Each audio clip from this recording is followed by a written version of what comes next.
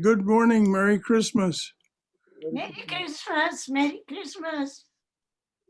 Brother Shankara, Yes, dear. good morning. Namaste. Good morning, namaste. Good morning to you all.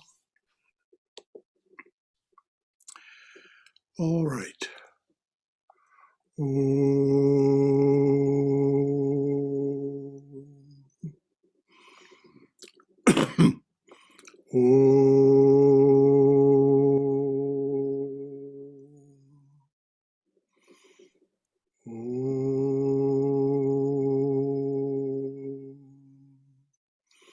Om Hari Om. Om Sahana Vavatu Sahano Bhunaktu Sahaviryam Karavavahai Tejasvina Vaditamastu Mavidvishavahai. Om Shanti Shanti Shanti. May the Divine Being look over us lovingly as a mother and father. May the Divine Being support and nourish us as a mother and father. May we have the strength and skill to study together the art of spirituality. May no misunderstandings arise amongst us. Om, peace, peace, peace be unto us and to all beloved beings everywhere.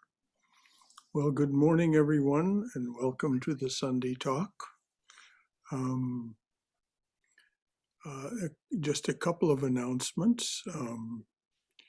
There will be a midnight meditation on the turn of the year from 11:30 to 12:06. There will be a Kalpataru Day observance later in that day.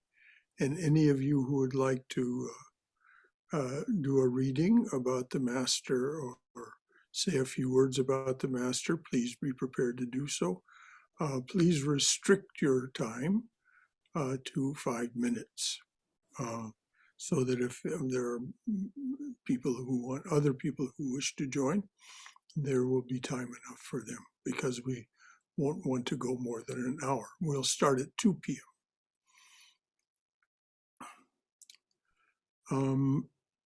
Then on January 3rd, just a couple of days later, the Kalpataru Day will be on Friday, January 1st.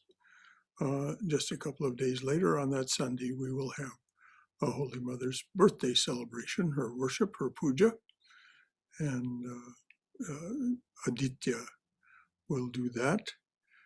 These other activities, the midnight meditation and the Kalpataru Day, will be done from this little shrine.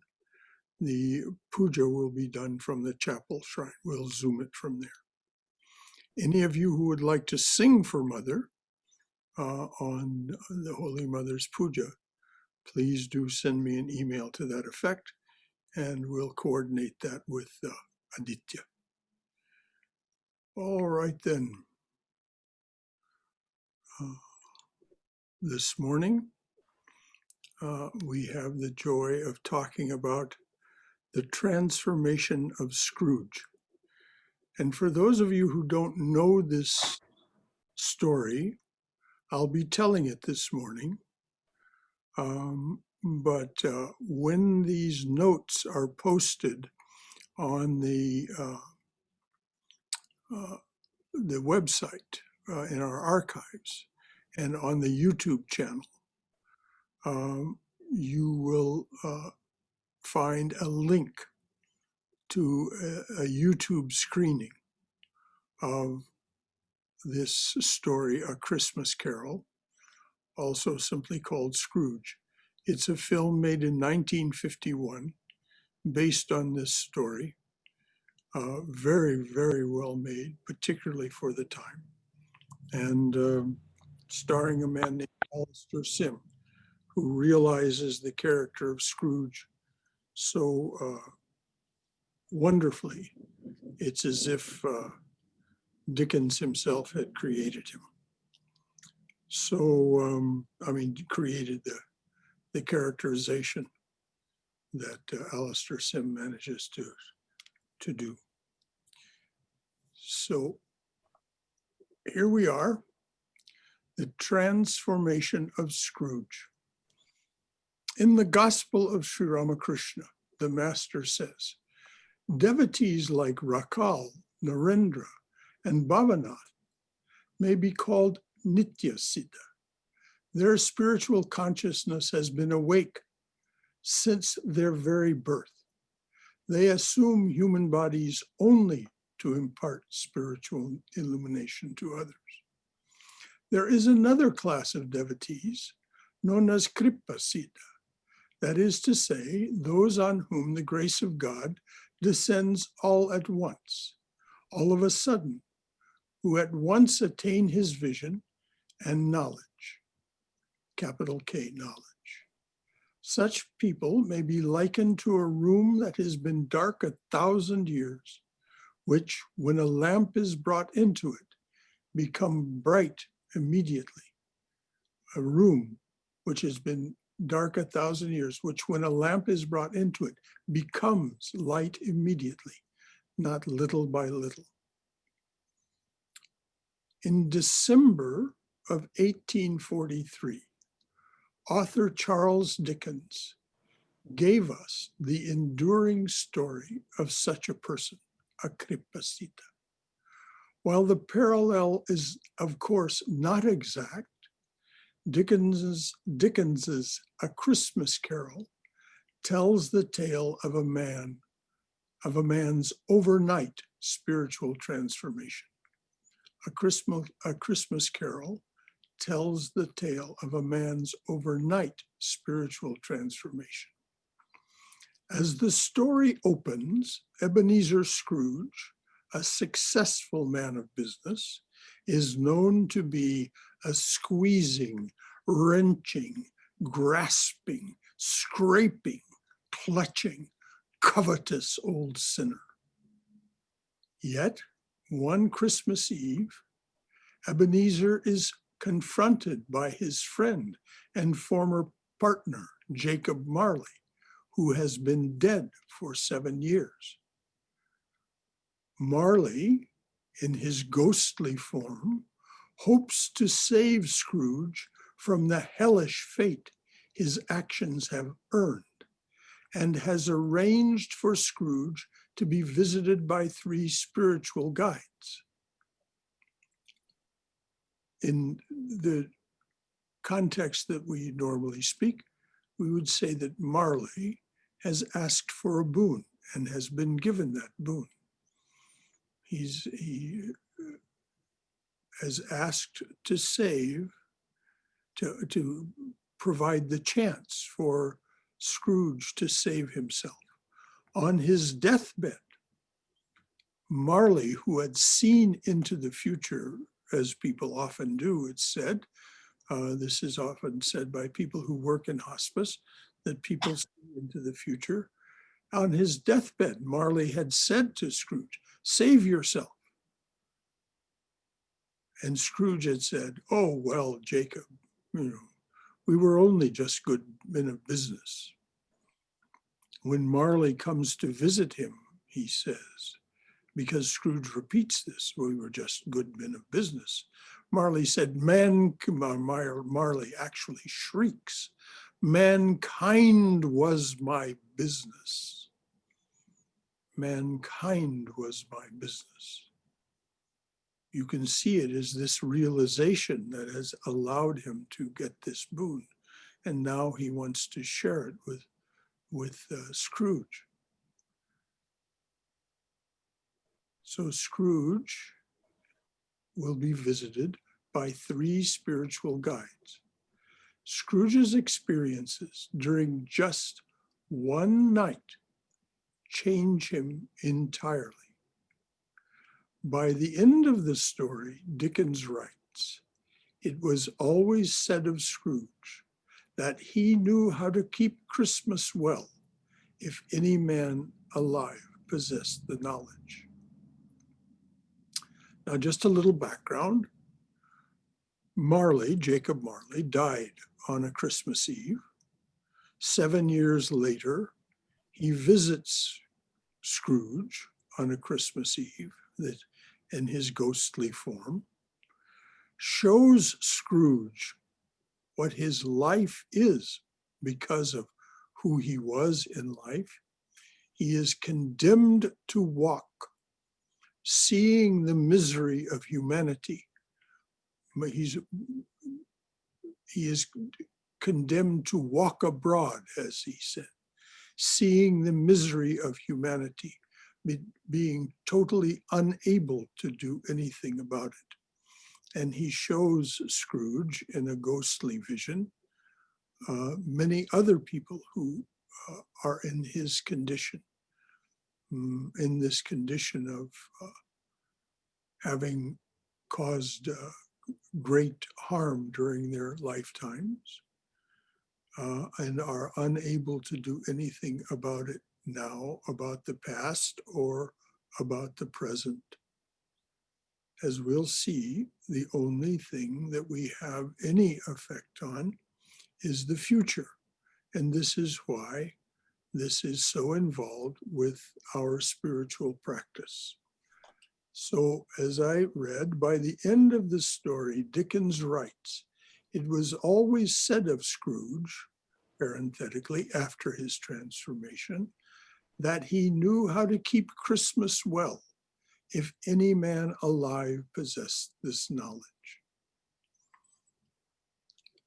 And as we'll see as we tell the story, we'll see why Scrooge became what he became, that covetous old sinner, what effects that had in his lifetime, and then his glimpse into his possible future.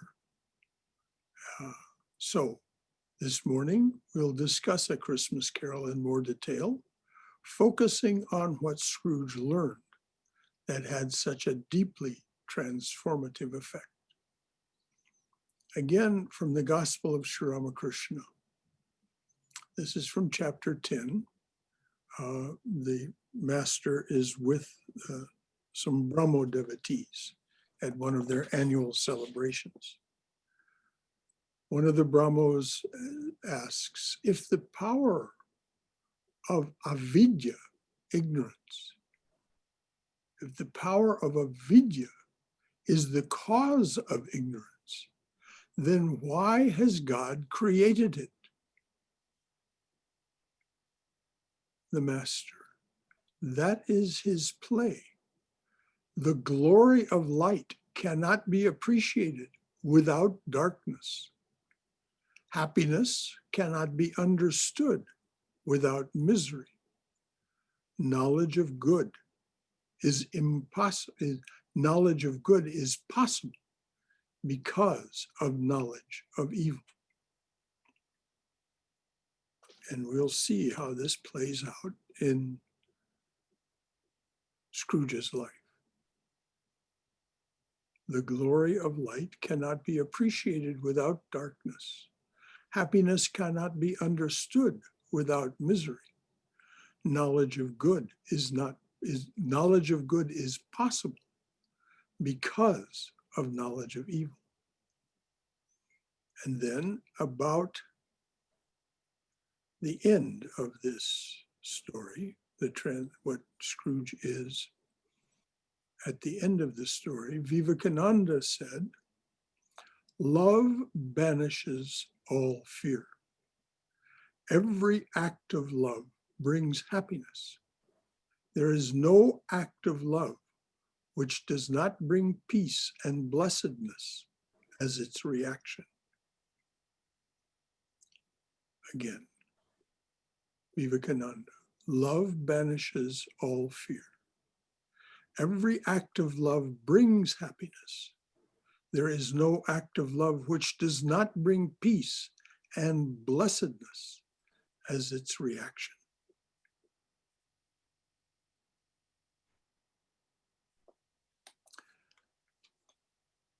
So how does the story open? Well, we discover very early on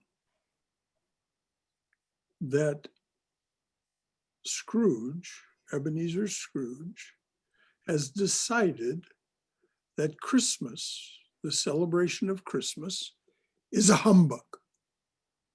He says, it's a humbug, I tell you, about Christmas. He says that to his nephew. He says it to his clerk, Bob Cratchit, and he acts out his belief.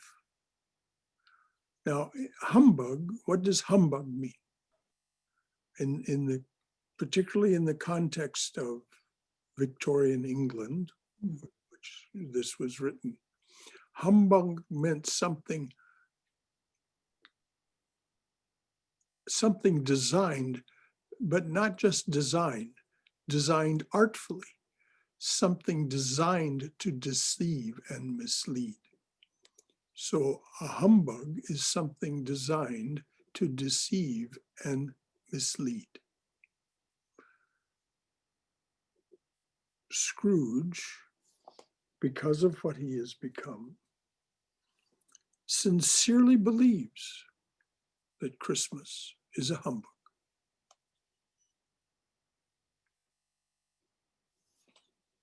So how does he come to that conclusion? Well, we'll start with the Ghost of Christmas Past. As I said, Marley has come to him, and overcoming Scrooge's protestations that he would like to have this indefinitely postponed, overcoming Scrooge's objections, he tells him that he will be, as the clock strikes one new beginning, as the clock strikes one, he will be visited by 3 spiritual guides. First is the ghost or spirit of Christmas past. When Scrooge asks him, "Why have you come?" the ghost says, "Your welfare." "Oh," Scrooge says, "find someone else. Leave my welfare to me." And the ghost says, the spirit says very forcefully, "Your reclamation then. Your reclamation." And so he begins to show him the past. And Scrooge says, "Long past?" And the spirit says, "No, your past." And when the story opens of his past, we see Scrooge as a boy at school. Now, he's been sent to a private school away from home, and he's been living there for years. Why was he sent away by his father? He was sent away because, as so often happened in those days, Scrooge's mother died at his birth, of childbirth. His father blamed Scrooge for this, and in his anger, as soon as he could, he sent Scrooge away to school and left him there. And so we see Scrooge as this very lonely boy, rejected by his only parent. His father had not remarried. And all the rest of the other boys who are going to that school, we see them go away merrily to celebrate Christmas with their families. And Scrooge is left alone at this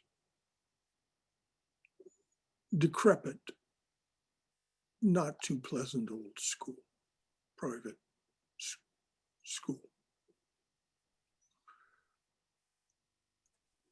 But he has a sister named Fan, F-A-N, Fan.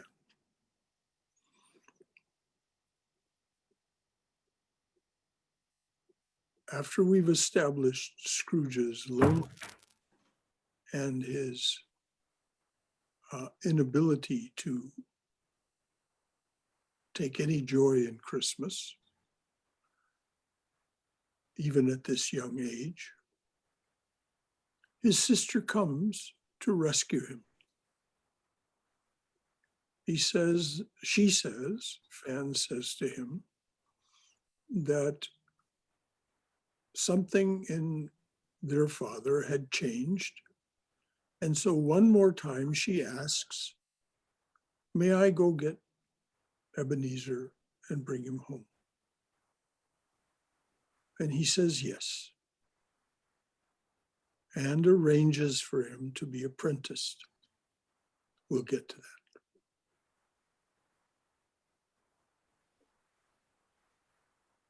Now, in the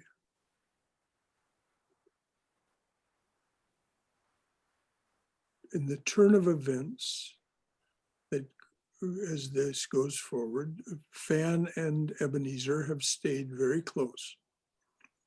As they both grew up, she got married, she gets pregnant, she gives birth, and like her mother, she dies after childbirth. And Scrooge, as we so often do, repeats the horrible pattern that was practiced on him. He is in a rage that the birth of his nephew Fred has resulted in the death of the only person that at that point he loved, his sister Fan. And he sees, because the ghost of Christmas past keeps him there, past when he actually left the room in that past life, in those past days, he hears that his sister had asked him to take care of his nephew, that she had put Fred, the nephew, in his care, but he didn't know that. And so in all their life, Scrooge, Ebenezer, and Fred,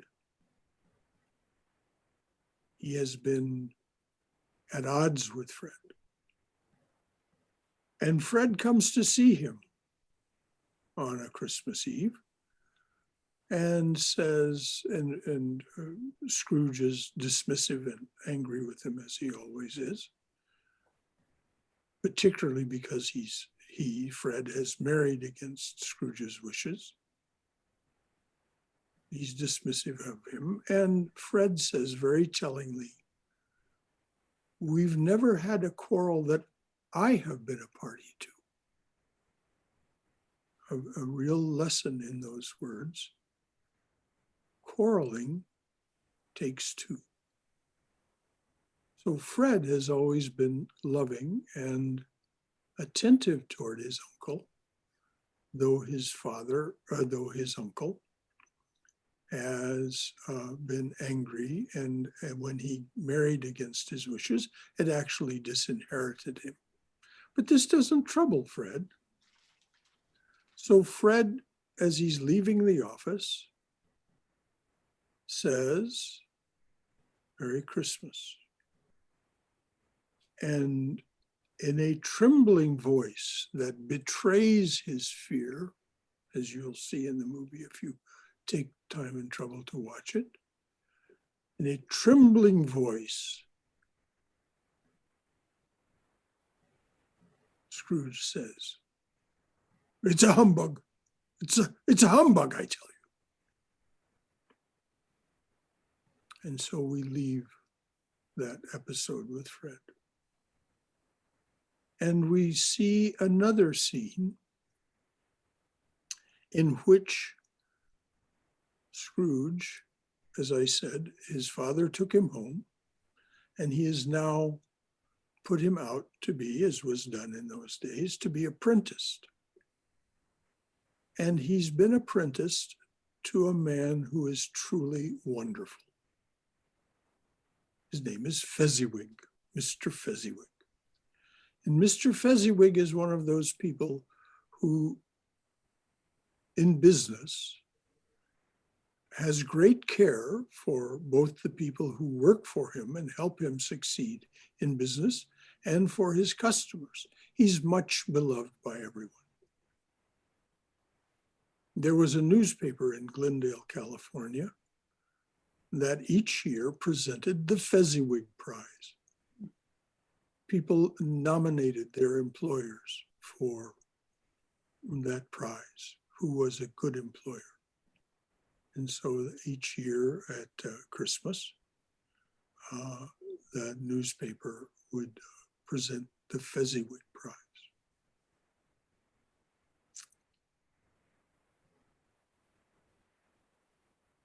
So Scrooge is taken to a Christmas celebration when he was apprenticed there.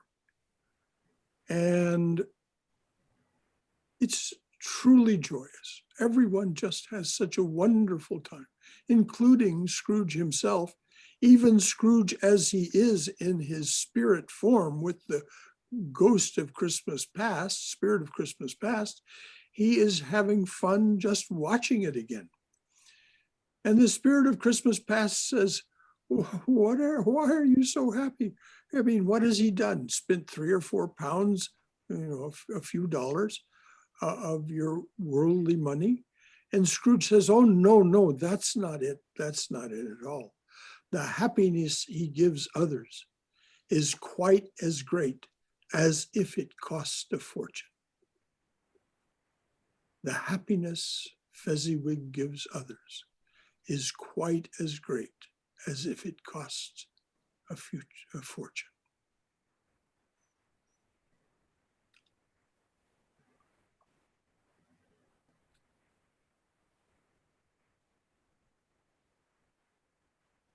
So again, the love and affection that clearly Fezziwig has represents itself in this remark. And on the subject of love, we then move on to an episode in Scrooge's past in which he has fallen in love with a young woman who is dowerless. In those days, it still is done, but she had no money, she had nothing. But in any case, he asks for her hand in marriage and gives her an inexpensive ring, and then goes on with his life. And they are to be married when he feels sufficiently established to support her. Well, the spirit of Christmas past shows him what actually happens. He remembers it well, of course, but the story develops that he changes toward her. He has told her that he will love her forever, that she is his treasure, and so on, that she is the true treasure of his life. And in an encounter where they part, Alice says to him, "You fear the world too much," she said gently. "All your other hopes have merged into the hope of being beyond the chance of its sordid reproach.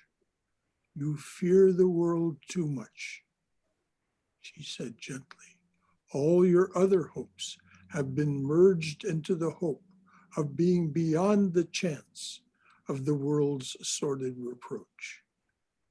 I have seen your poorer aspirations fall off one by one until the master passion, gain, engrosses you. A golden idol has taken possession of your heart.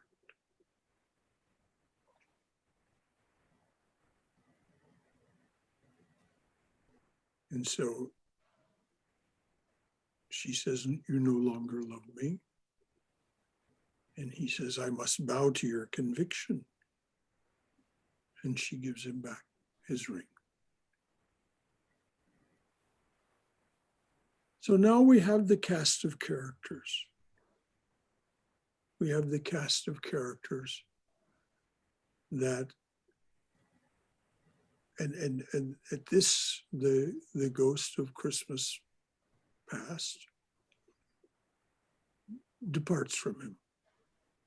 And Scrooge finds himself back in bed. And then, of course, the clock strikes one again.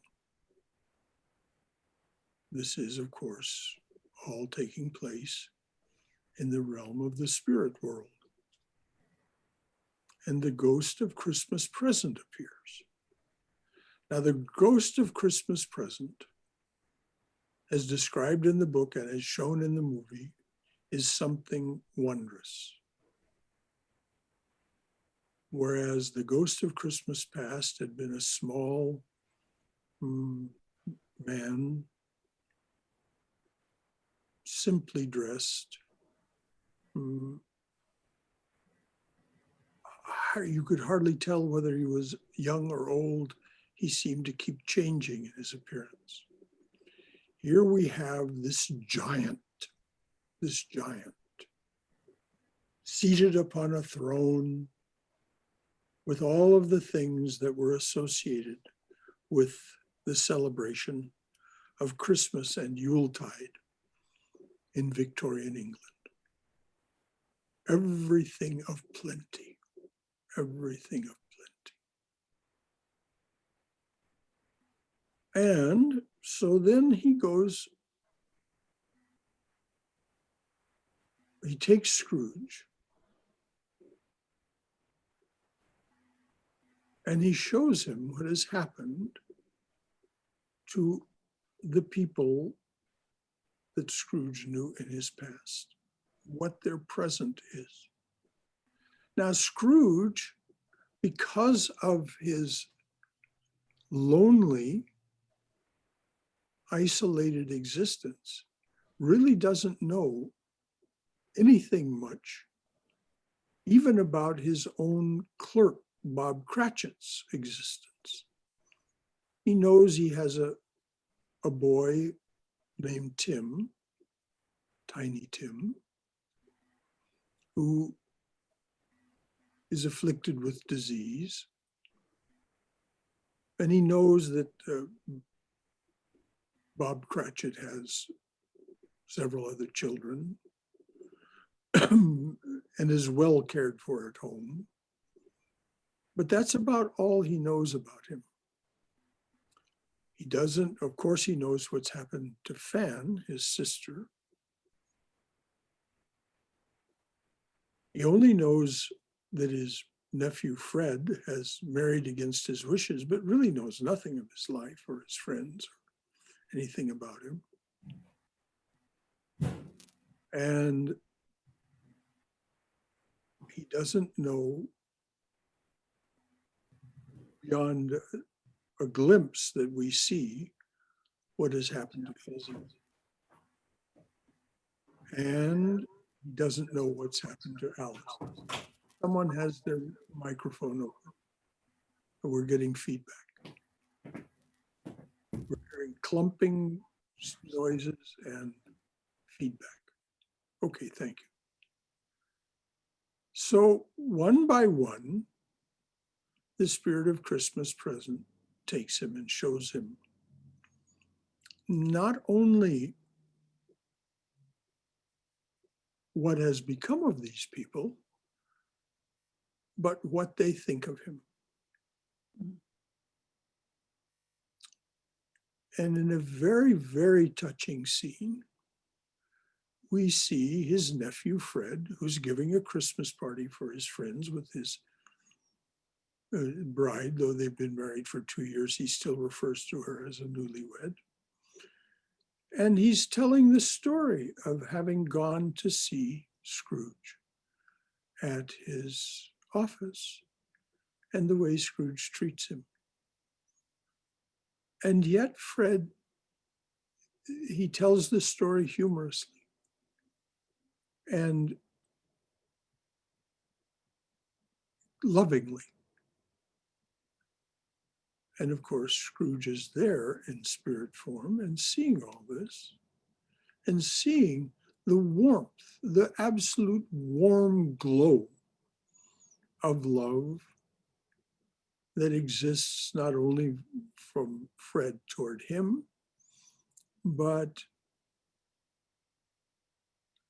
the warmth and love and of genuine affection among Fred, his wife, and their friends.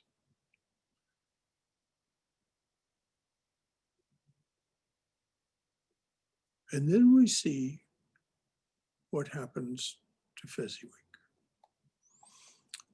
Fezziwig is old-fashioned, but this is the time of the Industrial Revolution in Victorian England. And it's said the age of the machines. Instead of things being done by hand labor, things were beginning to be done by machines.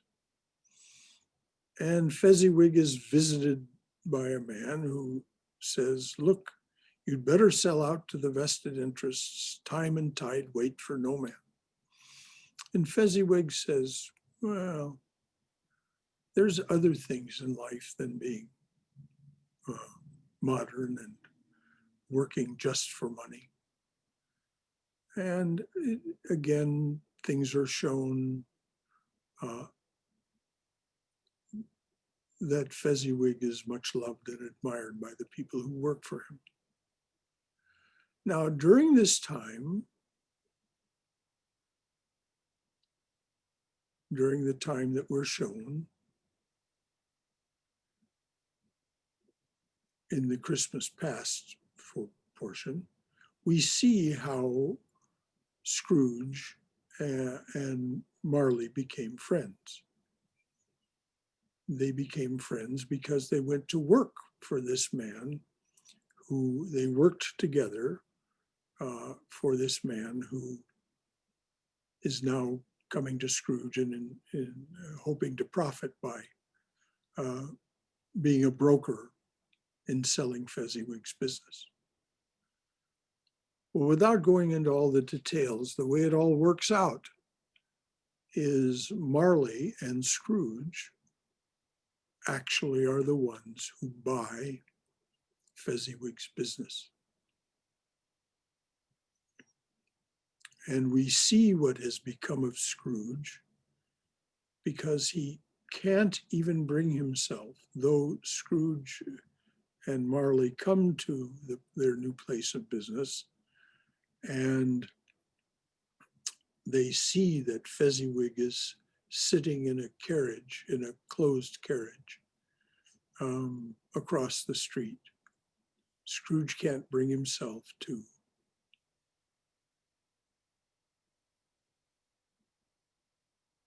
go and see Fezziwig.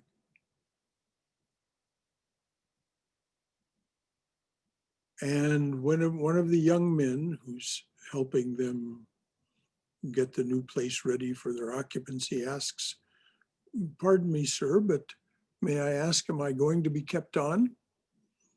And Scrooge asks him, how much do you make? 5 shillings a week, which was a livable wage. And Scrooge says, you can stay for 4 shillings a week. And the man, of course, which is a 20% reduction in salary. And the man has to say thank you because he wants to keep his job. So that's what happens to We know what's happened to Fan. We now know what's happened to his nephew Fred. We know what's happened to Fezziwig. And then we see what's happened to Alice. Alice had, as it's said in the story, a heart of gold. That was what attracted Scrooge to her in the first place. That was the true wealth, the wealth of love. And so what has she become? She's become a person who takes care of others. She never marries. She works in a home of service to those who are homeless. And in a scene that, again, of course, takes place at Christmas, she's taking care of this old woman. And the old woman raises up on her elbow and says, "My dear, in all my years, I've never had a better Christmas because of the way that she's being taken care of by Alice." And in the background, there's a man reading scripture. And he reads that part of scripture that says, "Though I possess faith that I can move mountains." In other words, I'm a great yogi. If I am without charity, I am I am as sounding brass, signifying nothing.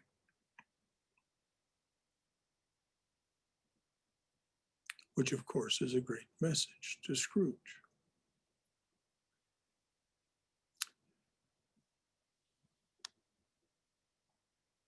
So the Ghost of Christmas Present brings him into the cold winter streets. Of course, Scrooge isn't feeling the cold, being in spirit form.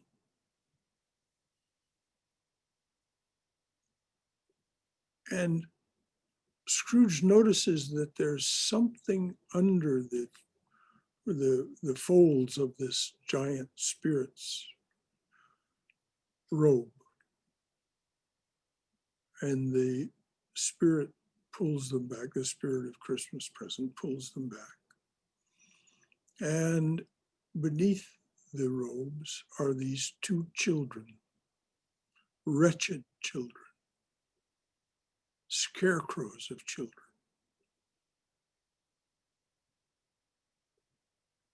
And Scrooge says, "Are these children yours?" The ghost, the spirit says, "No, they are man's." The girl is want and the boy is ignorance. The girl is want and the boy is ignorance. Fear them both, but fear the boy the most, because he is the source of all trouble. And with that, Scrooge now finds himself back in bed. No, I'm sorry. That's not correct. Scrooge does not find himself back in bed. He finds himself left alone there in the middle of this cold, dark night, Christmas Eve. And he sees in front of him this spectral figure dressed all in black. The only thing he can see coming out from this black garment is this hand pointing. This spirit, the spirit of Christmas future, never speaks to him. It just takes him and shows him what has happened if things don't change. And Scrooge does the speaking. He says, "These are the things that will happen if nothing is changed. And the ghost simply points them forward. And so, of course, they go to the Cratchit's house and they see that Tiny Tim has died. And Scrooge is very moved by this, but because when he had the experience of seeing that family as the ghost of Christmas present, he was very moved by, he'd quite become attached to that family. Love bloomed in him for the family. Love was blooming in him. He still is saying, I'm too old to change. I'm too old to change.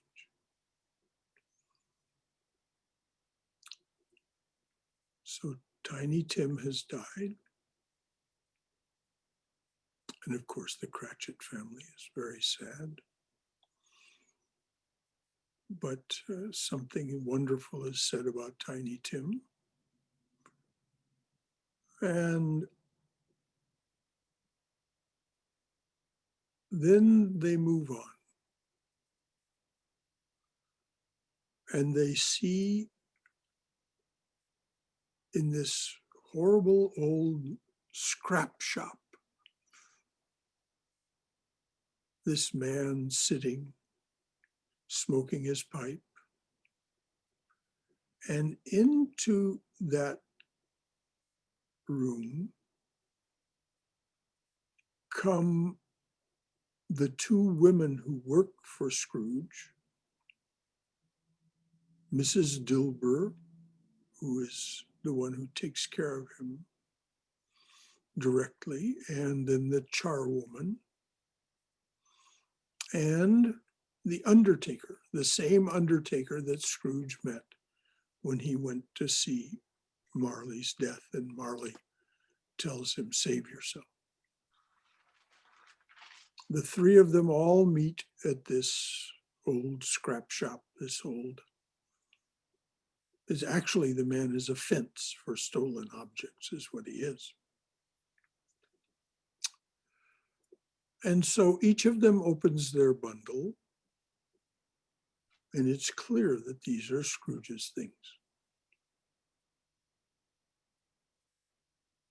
His bed curtains, his nightshirt, his collar buttons, his watch, and his fob. All of them taken from the corpse by the three people who served him. Or two people who served him, and the undertaker who had taken care of his body.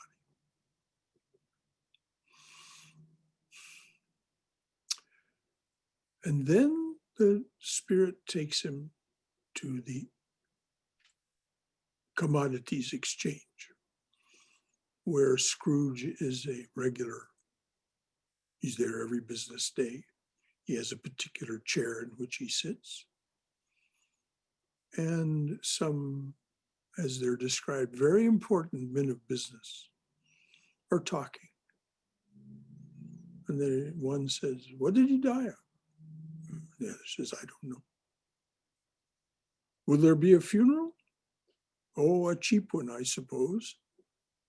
And the portly one of the two gentlemen says, well, I'll go if I'm fed. If there's a lunch, I'll go. But upon my word, I can't imagine how many people will want to mourn him. And Scrooge, of course, doesn't immediately know who they're talking about until he notices that at that time of day, he says, he should be sitting in the chair underneath the clock, his accustomed place, where he does his business. He's a trader on the commodities exchange. It's one of the ways that he makes business, does business. And then the spirit takes him to a graveyard where he sees his own gravestone.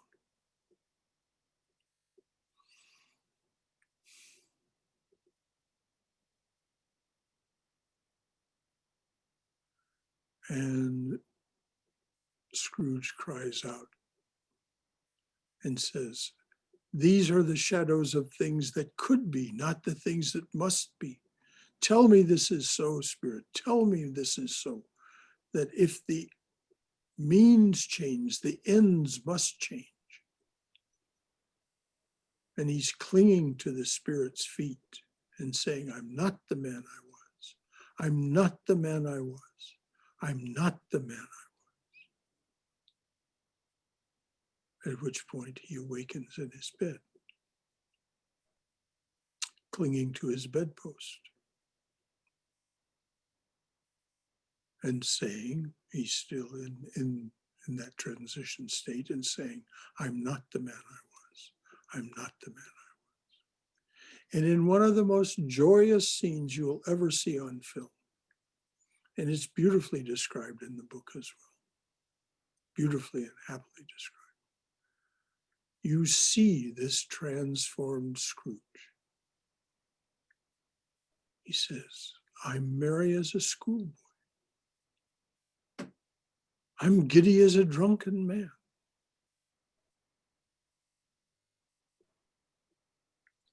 And so when Mrs. Dilber comes to see him and bring him his breakfast,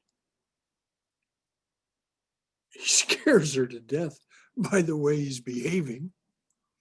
And she runs down the stairs and he chases after her and he catches her and he says, "No, no, be quiet, be quiet."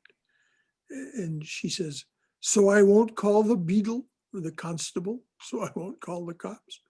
He says, "No, no, dear. No, no, dear. Because it's Christmas." And he reaches in and he gives her a coin worth £5, which is a lot of money in those days. And she says, "What? So that I won't say anything to anybody about what's happened?" And he says, "No, dear. It's a Christmas present." And she runs off in an absolute ecstasy. But not before he says, "How much do I pay you?" And she tells him, which is some paltry amount. And he raises it to a much, much higher amount. And so she says, Merry Christmas, Mr. Scrooge, in keeping with the situation."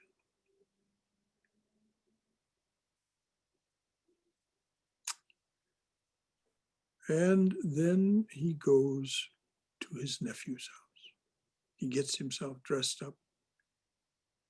Oh, in the meantime, is something that will mean something to us as spiritual aspirants.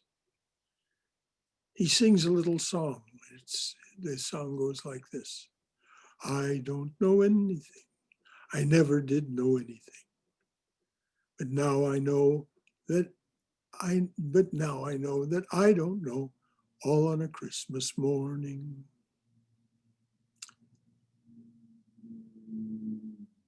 Oh, before he goes to his nephew's, he goes to the window and he sees this boy on the street. And he says to the boy, "What day is it?" And the boy says, "What? It's Christmas Day, of course." And Scrooge is absolutely overwhelmed again. I haven't missed it. I haven't missed it. So he says to the boy, "You know the poultry shop in the next street but one?" The boy says, "Yeah, of course I do." And Scrooge says, "Is the prize turkey still hanging there? The one, the big one, not the little one?" And the boy says, "It's hanging there still." And Scrooge says, "Go and buy it." And the boy says a kind of a Cockney curse word. And Scrooge says, "No, I'm in earnest. Go and bring the owner of the poultry shop here, and I'll give you a shilling." Bring him back in less than 5 minutes with the turkey or no, just bring him back in less than 5 minutes and I'll give you half a crown, which I think is 2.5 shillings, quite a bit of money. In other words, Scrooge is feeling munificent. This is not piety or fakery either. You can see it. He genuinely is transformed. And so the boy comes back with the owner of the poultry shop, and Scrooge has prepared a label, and he sends the prize turkey to Bob Cratchit's house for his family's Christmas dinner. And when it arrives, everyone says, well, what's this? Because there's nothing on it that says who it's from. But Tiny Tim says, I think I know. And they say, who? And he said, I think it's Mr. Scrooge. And Bob says, what? He must have taken leave of his senses. And that phrase will come back in a few moments. So then Scrooge gets himself dressed up in what we would call his Sunday best. And he goes to call, answering the invitation of his nephew. He goes to his nephew's house. And as described in the book, it's very, very touching. It's touching in the movie, but it's even more touching as it's described in the book. His hesitancy to go in. But finally he does. And of course, he's greeted with love and warmth. And his nephew is just bowled over with happiness. And the wife says, oh, you've made Fred so happy. And so that scene ends in the movie. As it happens in the book, they play a bunch of games that were very popular at that time in England, apparently. But in the movie, I think they make it even more satisfactory. Scrooge dances a polka with Fred's wife. And it's just beautiful. The next scene we see is Scrooge rushing to get to the office before his clerk gets there the next morning. And he does. And he's sitting behind his desk in his customary way, writing things in his ledger. When Bob Cratchit comes in, his clerk comes in, and he's 18 minutes late. It's 9:18.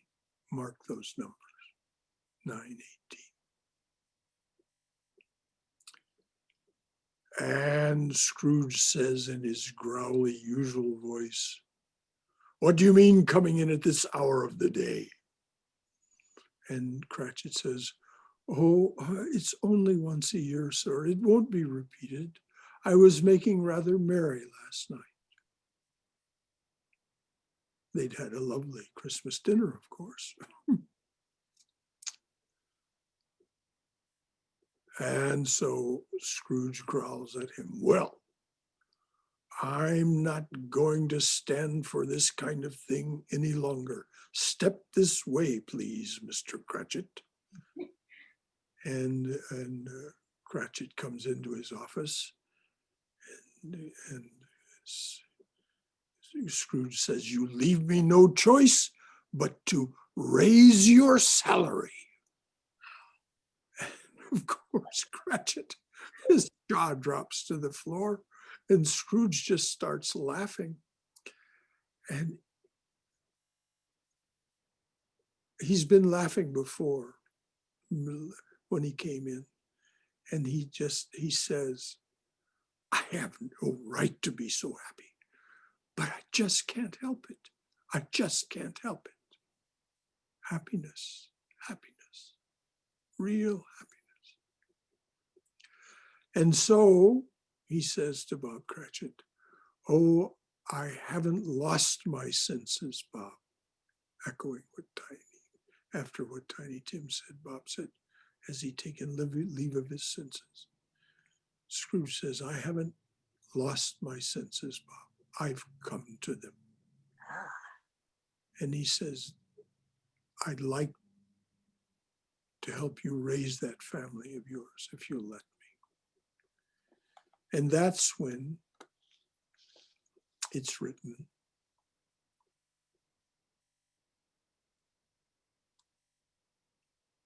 That's when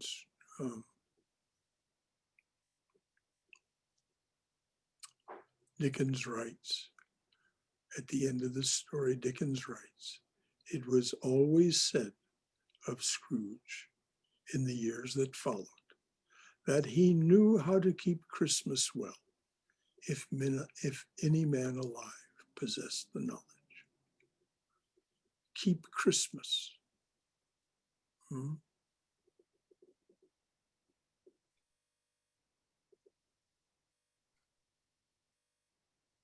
Love banishes all fear. Every act of love brings happiness.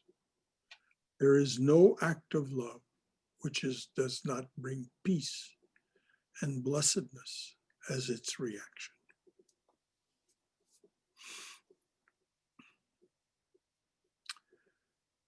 Now, why make such a big deal of this Victorian story of the transformation of a human being?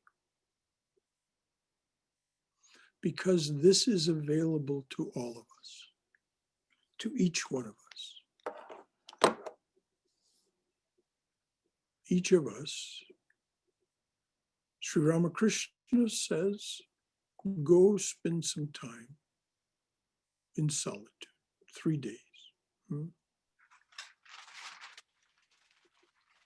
If you can't do that, well, then chant the name of the Lord and his glories. But what it's all about is turning inward, because each of us can have our own version of the spirit of the past, the spirit of the present,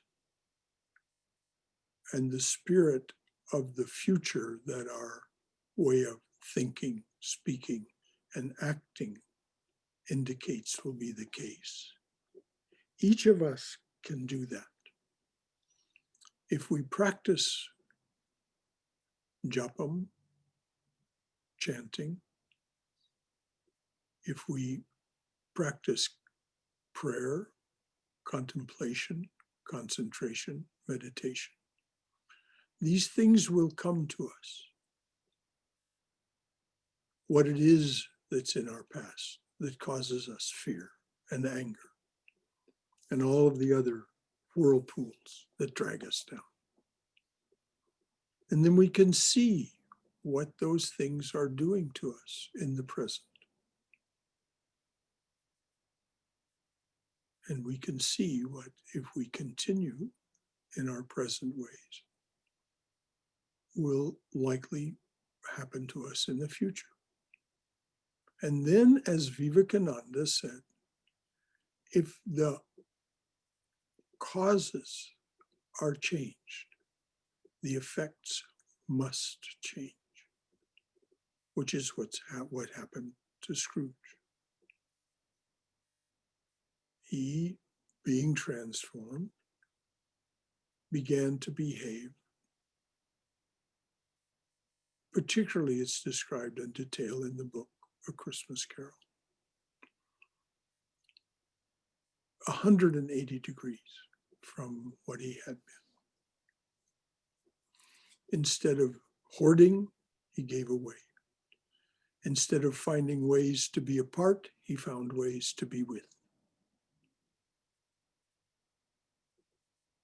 He became a joyous part of Christmas and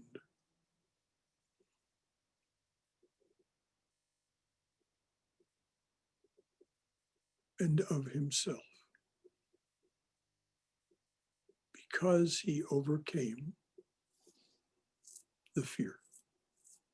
He faced the fear, the greatest fear that most of us experience, the fear of death, and said, I do not want my life to go this way. And so the resolution was made to do it differently.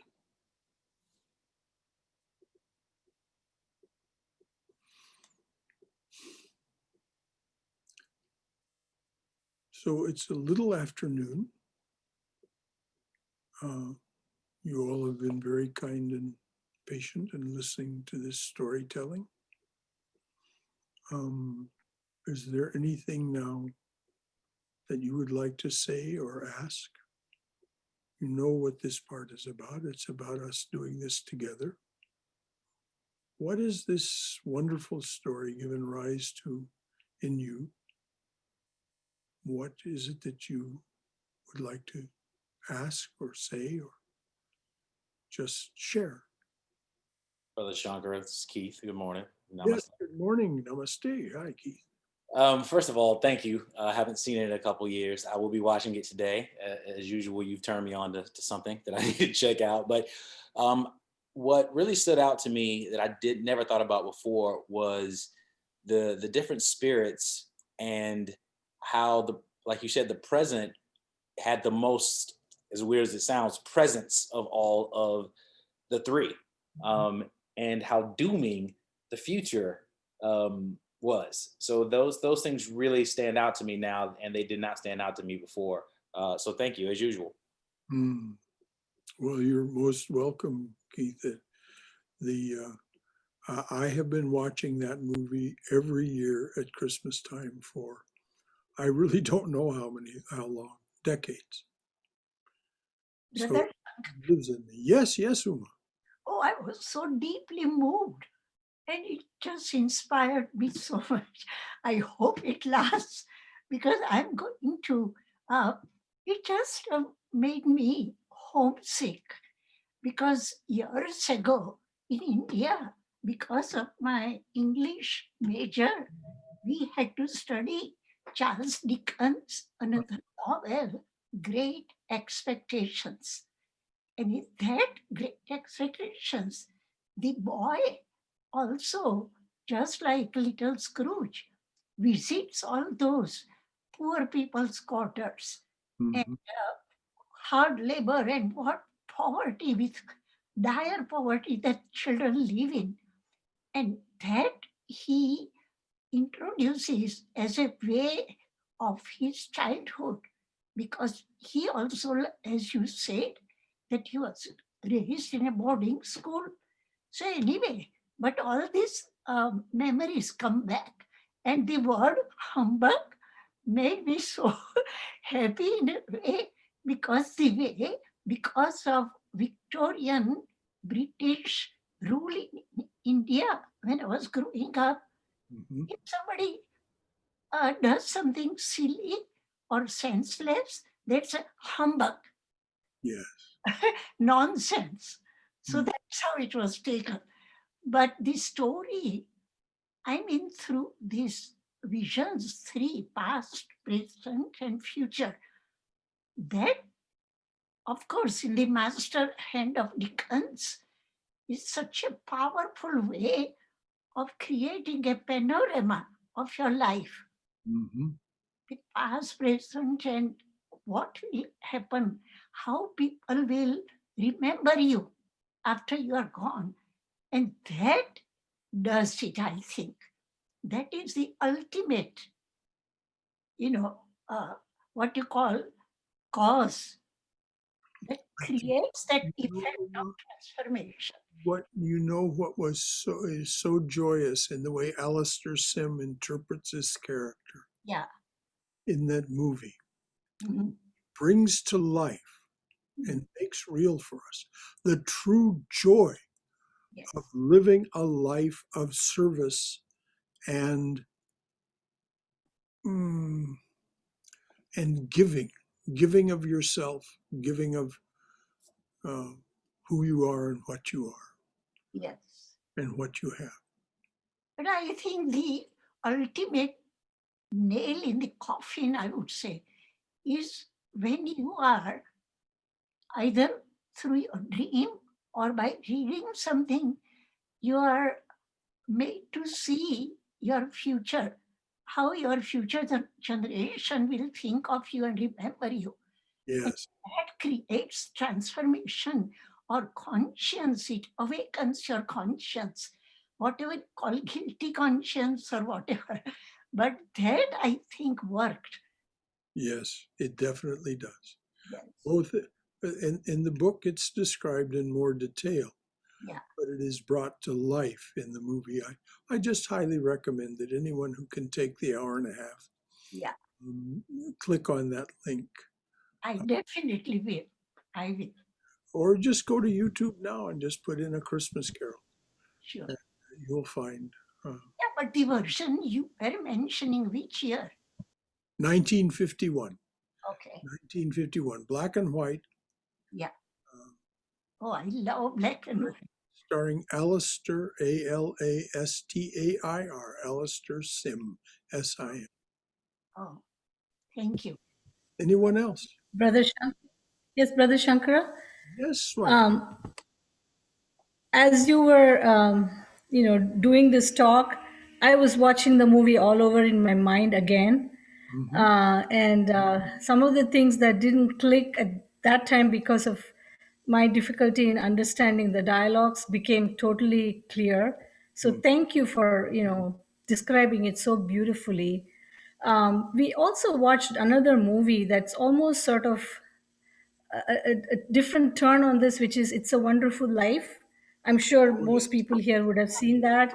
That's where this character is somebody who embodies this giving. He's giving all his life to improve the lives of people around him, even at cost to himself, but comes to a point where he's in danger of losing everything and is frustrated and is contemplating killing himself, when the angel, his guardian angel, comes and shows him what life would have been like if he wishes that he had not been born, and the angel shows him how things would have taken a different turn had he not been born, and Yes, how much people would have suffered, and how much because of his presence people's lives are enriched. And then again he goes back and he's so joyous that he is alive, yeah. and everything sorts itself out, and he realizes what a wealth of friends. He is the richest man in town because of the friends. So that was another very touching movie. Yes, there are two Christmas movies that feature an angel.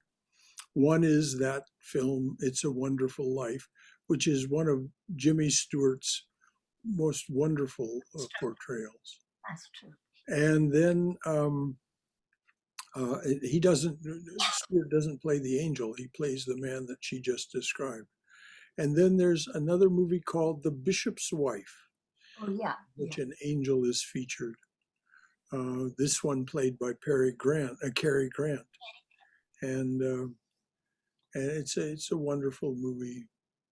It's again worth your time watching. Very, very about misdirected intentions and how divine providence will, if we pray for guidance, we'll get it. It may not come in the way we think, but we'll get it. Anything else from anyone? Brother Shankar, Yes, Bhagarat. I would like to replace the word transformation with metamorphosis, because transformation can go back to what it was before. Metamorphosis is a continued evolution. You cannot go back. To me, this is important because, particularly this year, everyone said, oh, 2020 was bad, 2020 was bad.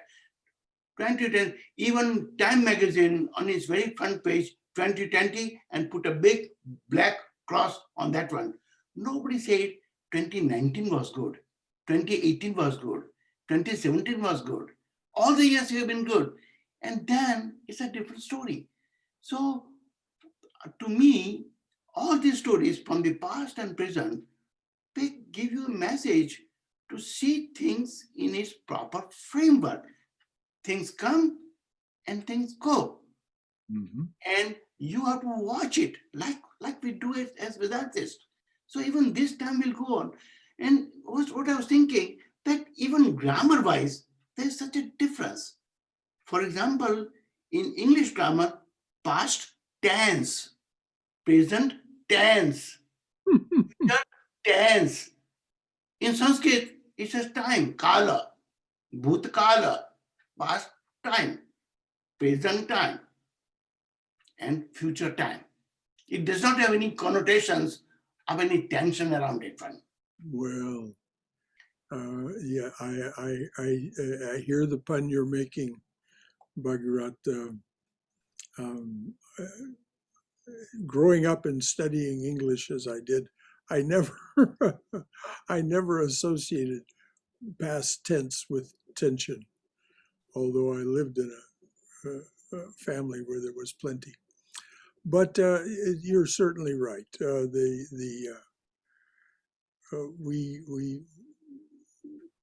We create our tension by not being observers, or as Christ said, passersby. Thank you, Bhagarat.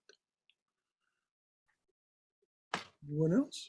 Brother Shankara, this is Haima. Haima. This movie is full of psychology and psychotherapy. I think Charles Dickens gave us psychotherapy into the world.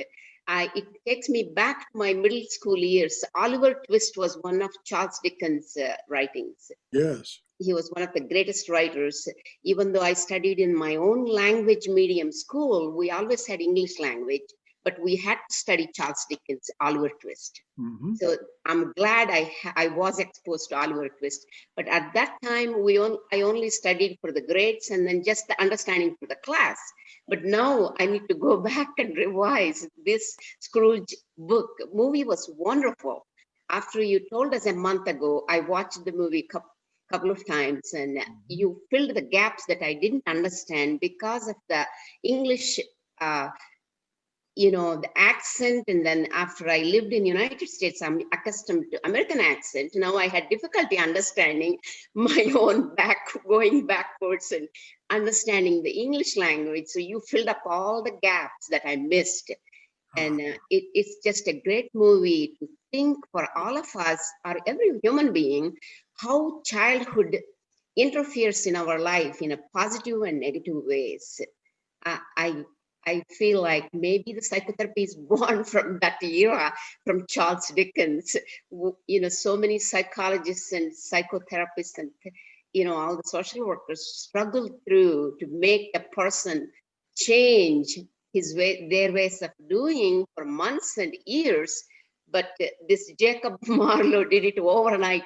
Psychotherapy, it's an industrial dose of psychotherapy. It was an amazing movie. I think everybody would enjoy watching this and reading the book too. I plan to read now after you told me how good it is. Yes. Thank you so much. It's sold under the title A Christmas Carol. Yes, it's under Christmas. Who use Kindle. You can get it on Amazon right now for free. Yeah, it's on YouTube free too, Brother Shankara. YouTube, it's free, black and white movie. No, I'm not talking about the movie. I'm talking about the book. Oh, really? Okay. The Kindle edition of the book is right now. You can get it for free on Amazon. Yeah, it's a great movie. Wonderful. And it's a great movie. The book, of course, is more detailed than a movie can ever be. So he admits, Scrooge admits, I had no eyes to see and no ears to hear all these years. Yes, that's what he says to his daughter-in-law. Exactly. And you forgive an old fool for having no eyes to see and no ears to hear with. Yes. Uh, Thank you so much. This is a great movie and great discussion. all great artists have an extraordinary understanding. It's one of the things that makes them great artists. They have an extraordinary understanding of the human mind, heart, and soul. Yes. And this is why we're so moved when we look at Pablo Picasso's Guernica. It doesn't matter whether you have sympathy for that particular style of artwork or not. If you stand and look at that painting for just a few minutes, you cannot but be moved. There is such passion for the human condition in that painting. What painting is that? It's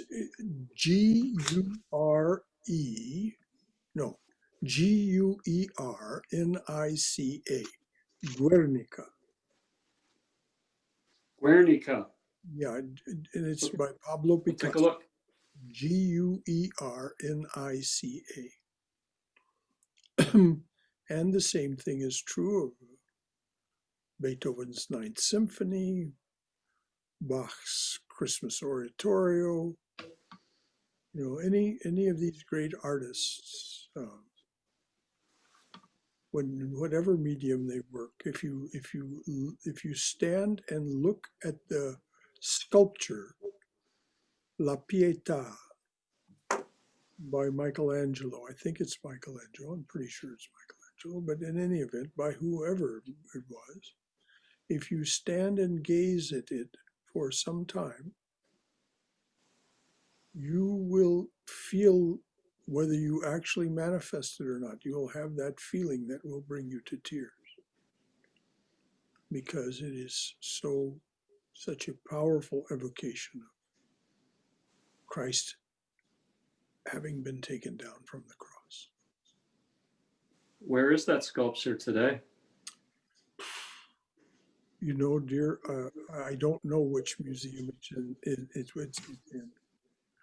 I think it's at the Vatican. I Is it think. at the Vatican? Okay, that would make perfect sense. Mhm. You can look it up, L-A, next word P-I-E-T-A, La Pietà. And I'll bet you Lori is right that it's at the Vatican. It seems like you'd actually have to go see it physically to actually get the full depth and breadth of it. Well, I don't know. You can look at it online and get the feeling. Be sure and look at a black and white image of it, not where there's a bunch of colors in the background to distract you. It will be featured in the next communication from an American Vedantist. I will. Brother Shankar, Yes, please. hi. I wanted to say that this story, I find that it's wonderful how it's accessible to such a wide range of ages as well, that I was surprised a number of years ago. I tell stories to my students during lunchtime, and as Christmas approaches, they begin to ask for, Christmas stories, Rudolph the Red-Nosed Reindeer and the Grinch Who Stole Christmas. And then one year, one student said, well, I want a Christmas Carol. And I was like, how have you seen that movie? And there's a Donald Duck version. Yes. There's a Muppets version. Muppets. It's that There's one. a Fred Flintstone version and a Beavis and Butthead version as Fred well. Flintstone version. And there's a Mr. Magoo version as well, if you ever remember. You guys remember Mr. Magoo?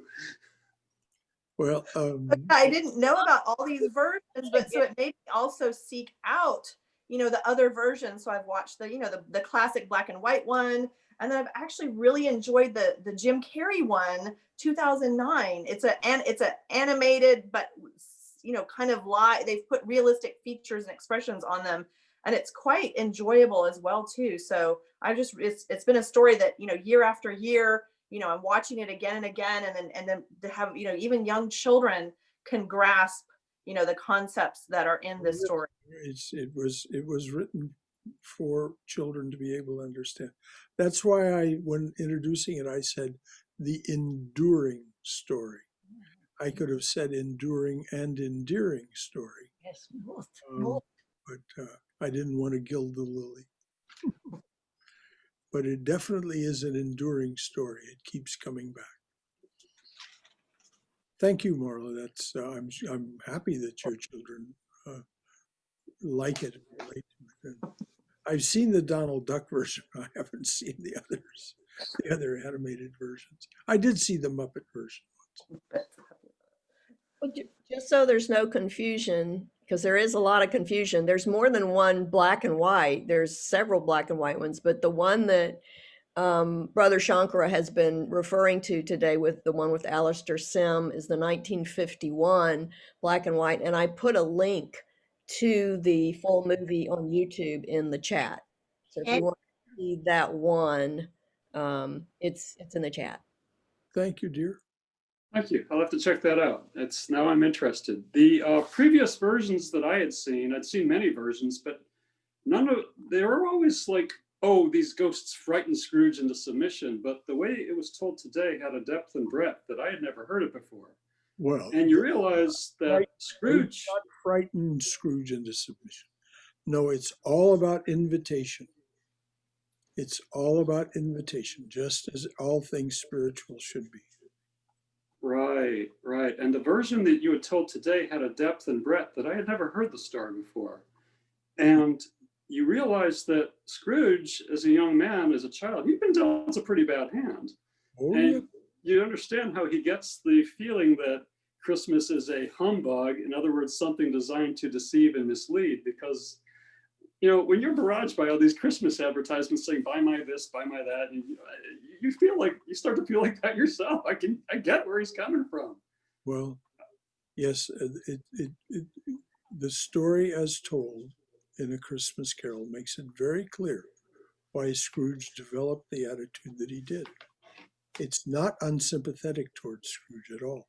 It describes him accurately, and the way he had turned out. He had turned into this scraping, grasping, covetous old sinner. He was very hard on people. But as Haima pointed out, you understand the psychology of why.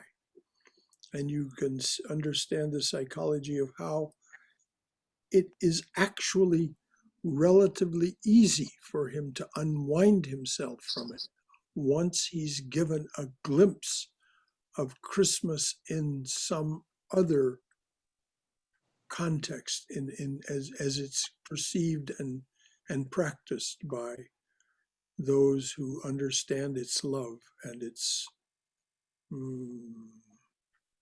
the sense of sacrifice that's embedded in Christmas.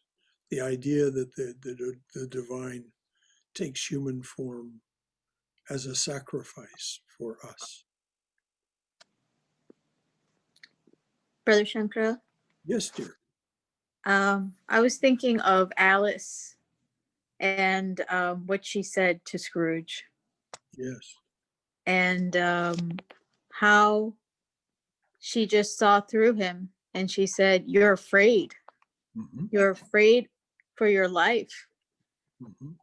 And it goes back to the fact of him sitting in the stock exchange chair, just still thinks that relations between human beings is shopkeeping. Yes. And that is just a very powerful connection, I think, to last week when we read Christ the Messenger, what Swamiji said about teaching and shopkeeping. And you see such a complicated relation, a needlessly complicated relation that he develops to women as a result of his attachment to money. And he, I guess, was very attached to his sister, but then he loses his mother at a young age. And his mother at his birth, as at childbirth. She dies, as so many women did in those days. Oh yes. Childbirth. His mother dies at childbirth, and then Fan dies at childbirth also, which of course leaves him with this mark on his heart. Oh yes. And then, he really, what you started off with, love banishes all fear. And he became a slave. Yes. He became a slave. And, that's what Vivekananda says, if you're a slave to desire. If you're a slave to any of the 8 fetters, any one or more or all of them, Yeah. that's he became a slave to fear, and as Alice says to him, a golden idol has replaced me in your heart. It is one of the moving lines in the film. And it is her love that allows her to see clearly, see through him, as you say. See, because she loves him and has loved him and is capable of love. And that's what is shown later in the movie, as you see how she serves others.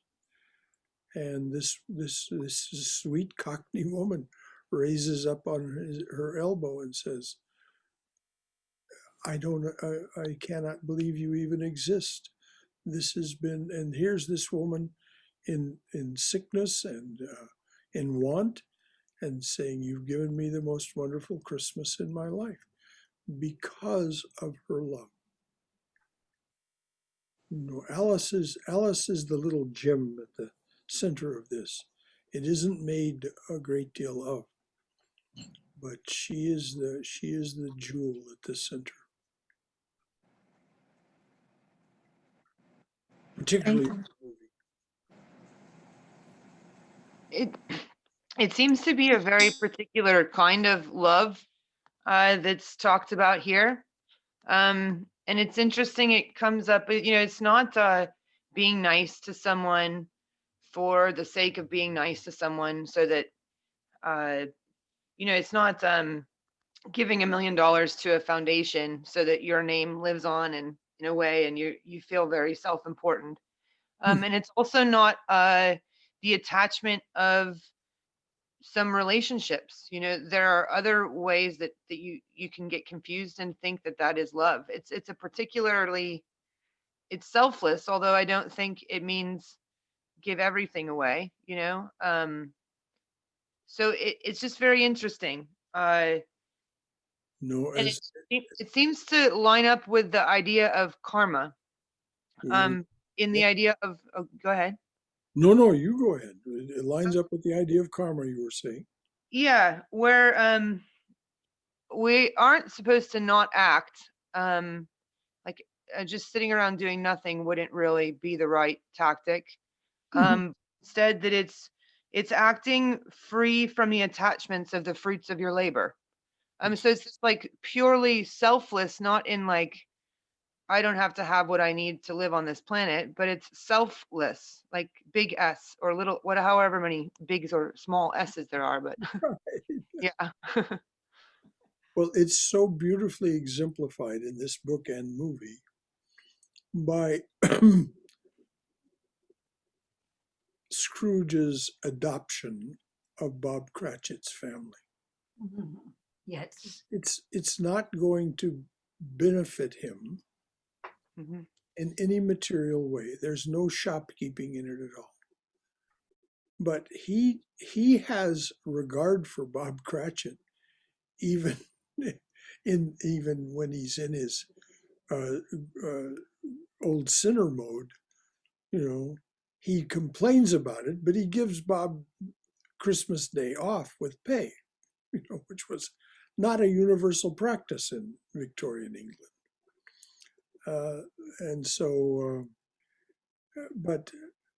And he'd already developed this feeling about Tiny Tim that, anyway, it's so sweet. And then as you see his relationship toward his nephew, it just becomes about love.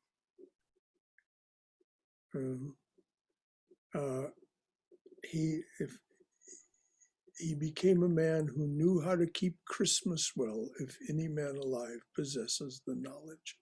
And keeping Christmas well is about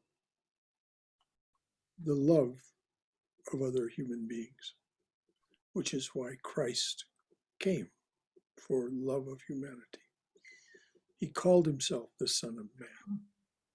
I wanted to add too that, Scrooge didn't necessarily love himself very much. He didn't take care of himself. He lived in a huge house. He lived in the movie, they show him living in just one tiny little room, which he doesn't even properly light or heat. He's eating one little tiny bowl of old porridge, so he's not living it up with all the vast amount of money that he has. And at work, he's also shown working in dark, cold conditions, so his heart is closed to everyone, Including himself, you're including absolutely. himself. Well, that's why it's so touching. Why at the end of the film, he says, "I'm so happy. I'm so happy. I don't deserve to be so happy, but I can't help it." It's just gorgeous, And he tells Bob, "Go out and buy some more coal. Buy a new coal scuttle, and we're going to discuss your situation over a bowl of steaming hot punch at lunchtime." He's going to buy Bob Cratchit lunch. And at that lunch, for those of you who see the movie, you can bet he'll get some more bread. In the opening scenes of the movie, we see Scrooge going to dinner, just in the way you said, Marla, not taking care of himself. He calls the waiter, more bread. And the waiter says, "Halfpenny more, sir, a halfpenny more, a halfpenny." And Scrooge thinks about it a minute and says, "No more bread, for a halfpenny more." And it's, as I said, the parallel between Scrooge's metamorphosis, to use Bhagirath's word, the parallel between Scrooge's metamorphosis and Sri Ramakrishna's definition of kripasiddha, someone who is perfected by grace. It's not an exact parallel because it can't be. Sri Ramakrishna is talking about something even more profound than is described here. But this is certainly a gesture in that direction, and a beautiful one. And I'm glad we had a chance to talk about it and discuss it this way. Brother Shankara? Yes, dear. I also see two very essential our Vedanta principles in this story. One is the message of hope, that no matter how hard-hearted a person is, there is a possibility, potentiality of change Yes. for better. And that is a Vedanta principle that Swami Vivekananda said, that we all are potentially divine. Yes. Regardless of what we have become, we can still transform ourselves or change for better if we are aware of it, or if you are conscientious or willing to change. So in this story, this person was, because of his childhood, because of his past, his present was ruined. But when he looked in future, suppose even the ghost was not there, but if he had been a reflective man, he would have probably looked into his future, and that could have awakened him that he must now, he sees himself as he is, and that becomes an incentive for him to change. Yes. But what I'm drawing at is that there is hope. even when we see in our family, in our friends, some nuts or people who are impossible, seemingly impossible, you should not give up on them. No. Well, Scrooge had had one real friend in his whole life. Yeah. And that was Jacob Marley. Ah. But Marley was more of a friend to Scrooge than Scrooge was a friend to Marley. Ah. And it was Marley's love for Scrooge that caused him to ask for the boon that allowed him to come back and arrange for these three spirits and tell Scrooge, you know, you forged a great weight and length of chain that you're dragging behind you. You have no idea how your karmic, you know, this is how he metaphorizes karma. You have no idea what a great length and weight of chain you have forged for yourself. And I've come to give you a chance to free yourself from that. Mm-hmm. I myself was not able to. And so he shows Scrooge what his fate is. And that's what finally persuades Scrooge to go along with Marley's plan. I think so too. Bhagirath, are you still there? Oh. He's on different computers. So. I know.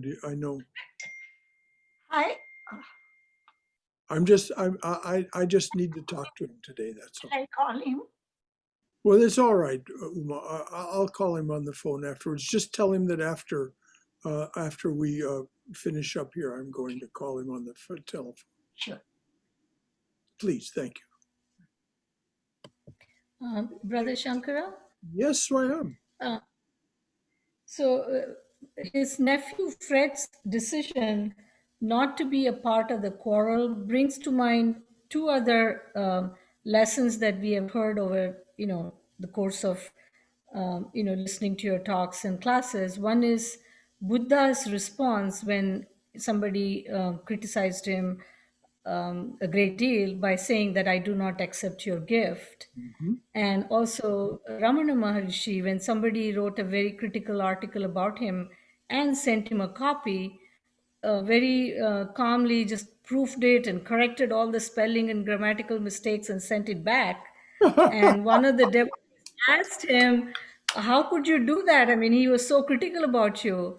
And Ramana Maharshi says, he didn't write about me. He wrote about somebody called Ramana. Exactly. It's like Kabir said, who is this man that goes and shops in the marketplace and can take care of his family and that some people call Kabir? I don't have the slightest idea. That was written by Kabir. Who is this man that can shop in the marketplace and come home and take care of his family that some people call Kabir? I don't have the slightest idea.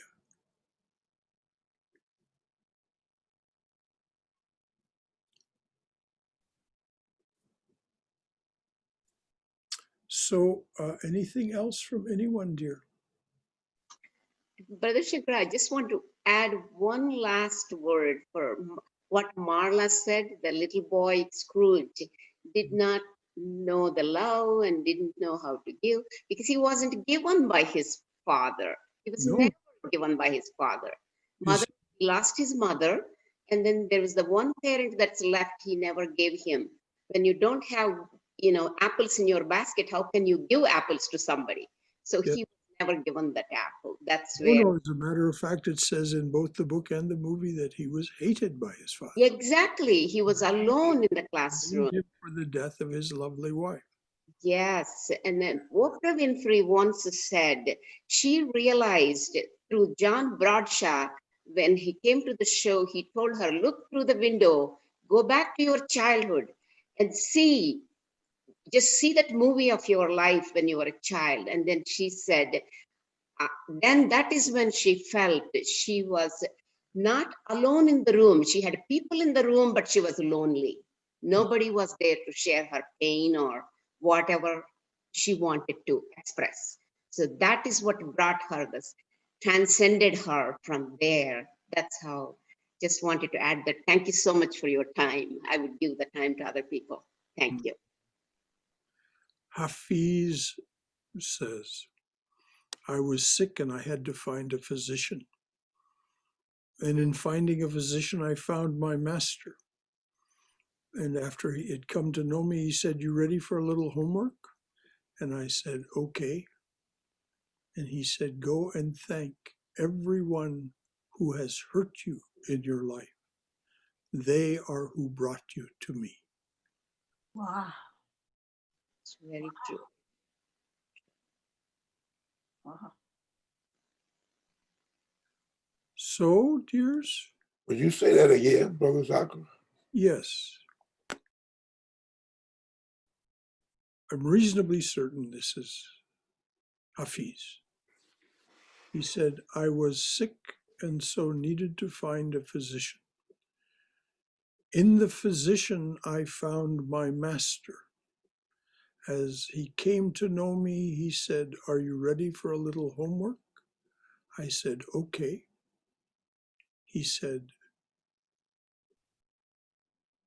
think of all those people.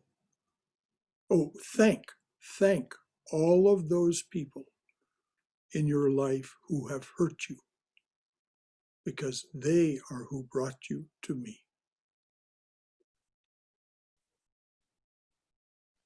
Truly agree with you, Brother Shankara. Thank you. You know, it's interesting that it is the love of Jacob Marley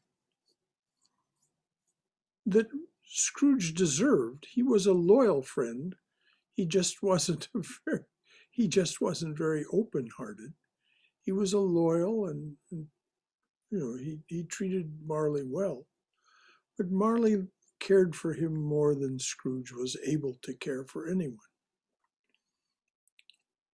And so it was Marley's love that opened this door for Scrooge.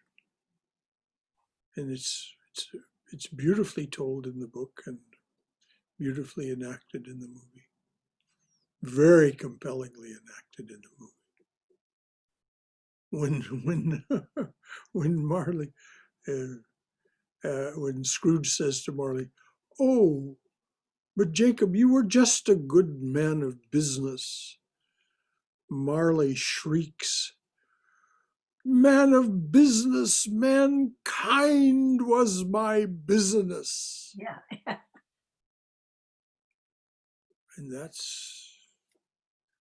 this is what Vivekananda says. Vivekananda says it is love. It is love that is the key. He says all else is moonshine. He wrote that in a letter to Rakhal, his brother disciple Rakhal, Swami Bhavanath. It's love that matters. And he wrote the line, all else is moonshine.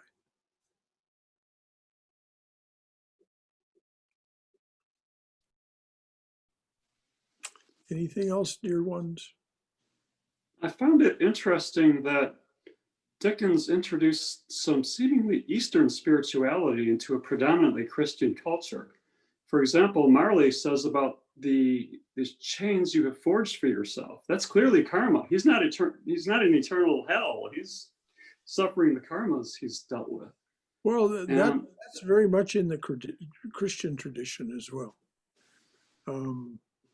The chains that we forge for ourselves in life. So it's not just Eastern spirituality, but you're right. It is clearly a gesture. Whether Dickens knew about karma or not, I don't know. And you also spoke of Spirit introduces him to the boy of ignorance and the girl of want, but the boy of ignorance is to be feared. Well, that's I mean, that's right out of Hinduism, is ignorance is what we need to overcome. Yes. Ignorance and want. Of the two, fear him the most. Thank you, Brahmadas.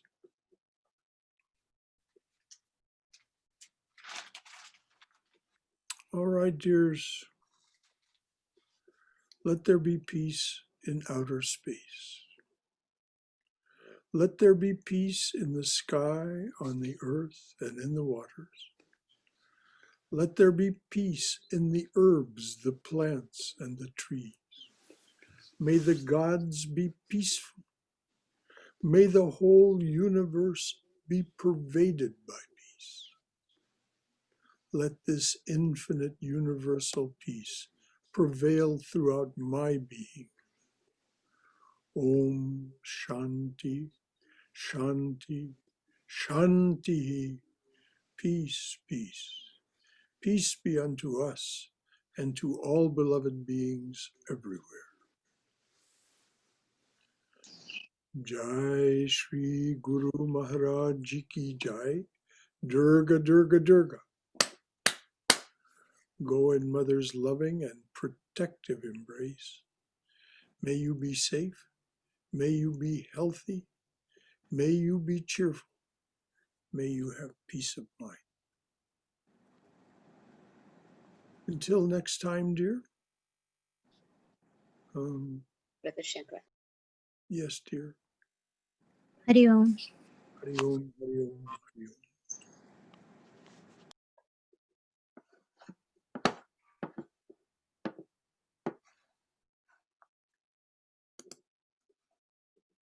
Bye-bye.